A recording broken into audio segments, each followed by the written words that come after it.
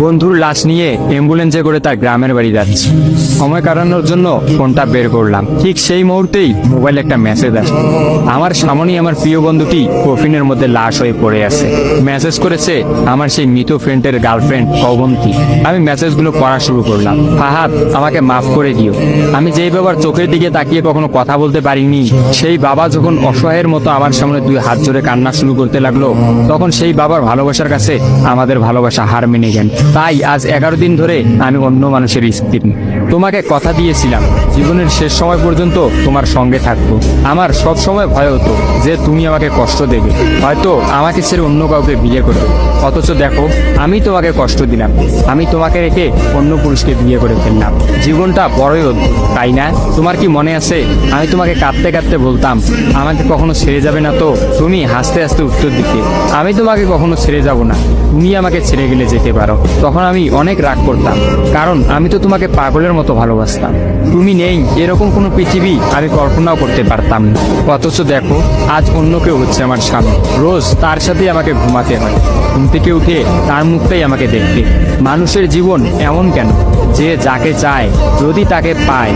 প্রকৃতির তাতে কি এমন আসে যায়? কেনই বা প্রকৃতি তাদেরকে কাঁদায়? হুট করেই সবকিছু হয়ে গেছিল, তাই আমি ইচ্ছে করেই তোমার সাথে যোগাযোগ বন্ধ করতেই আমার নাম্বারটা বন্ধ করলাম। বিয়ের দিন ভাইয়ের ফোন হাতে নিয়ে আমার ফেসবুক আইডিটাও ডিলিট করে দিলাম। তুমি অনেক কষ্ট পেয়েছো আমি জানি, যার সঙ্গে সারা জীবন কাটাবো ভেবেছিলাম তাকেই শেষমেশ কষ্ট দিলাম। আমার পরিবারের সবাই খুশি, আমার স্বামীটা অনেক ভালো, এখন পর্যন্ত যা ব্যবহার করেছে আমার ভালোই লেগেছে। তবে ভবিষ্যতে কি হবে জানি না। তোমার কি আমার সেই প্রথম দেখা হওয়ার কথা মনে আছে? তবে সেটাই যে প্রথম দেখার, সেটাই যে শেষ দেখা হবে, এটা কখনোই ভাবতে পারি। আসলে মানুষের চিন্তার বাইরে যে কত কিছুই ঘটে, তাই না? সেদিন আমি তোমার সাথে 3 ঘন্টা ছিলাম, কিন্তু সেই 3 ঘন্টায় কেউ কাউকে স্পর্শও করিনি। কিন্তু তুমি যখন আমাকে তোমার রিক্সায় তুলে নিতে তোমার হাতটা বাড়িয়ে দিলে, তখন আমি তোমার হাতটা প্রথম স্পর্শ করেছিলাম। বিশ্বাস করো, সেদিন আমার কিছুতেই তোমার হাতটা ছাড়তে ইচ্ছা করছিল না। তোমার ঘরে আমার জন্য কিনে রাখা শাড়িগুলো নিশ্চয়ই এখনো আছে। আচ্ছা, আমি তো এখন আর তোমার নই, ওই শাড়িগুলোকে আমি পাবো? তোমার তো যখনই কোনো শাড়ি পছন্দ হতো তুমি কিনে রেখে দিতে, আমি বলতাম বিয়ের পর সবগুলো একসঙ্গে নেব। দেখো, আজ আমি বিবাহিত, কিন্তু আমার স্বামী তুমি নও। আমি এমনটা কখনোই চাইনি।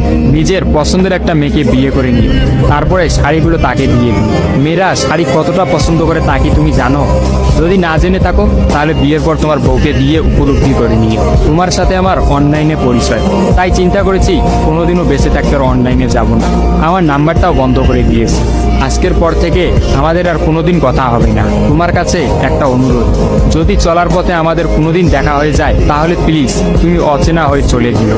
নিজের যত্ন নিও আর জীবনটা গুছিয়ে নিও। জীবন তো একটাই, ভালো থেকো। কিন্তু আমি ভালো নেই, ইতি তোমার ওই অবন্তী। সবগুলো মেসেজ একত্রে পড়লাম। আমার সামনে চিরনিদ্রায় শুয়ে আছে ফাহাদ। অবন্তী পরপর 5 দিন অনলাইনে আসেনি এবং ফাহাদের সাথে কোনো যোগাযোগ করেনি। তখন এক রাতে অফিস থেকে ফিরে ফাহাদ রাগ করে তার ফোনটা আসার গিয়ে ভেঙে ফেলে। ভাঙা মোবাইল আর ঠিক করা হলো না। ফাহাদ তার সিমটা আমার ফোনে ইনস্টল করে। জরুরি কোনো কল এলেই একমাত্র ফাহাদকে দিতাম।